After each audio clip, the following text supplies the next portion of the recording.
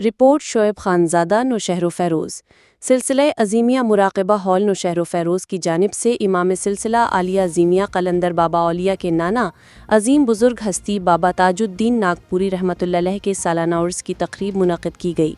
इस मौके पर मुक़ालात पेश किए गए और बाबा ताजुद्दीन नागपुरी उनकी तालीमात और कश्फ़ करामात के बारे में हाज़रीन मजलिस को बताया।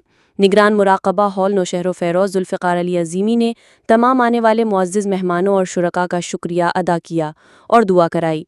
तक़रीब के इख्तिताम पर लंगर तक़सीम किया गया।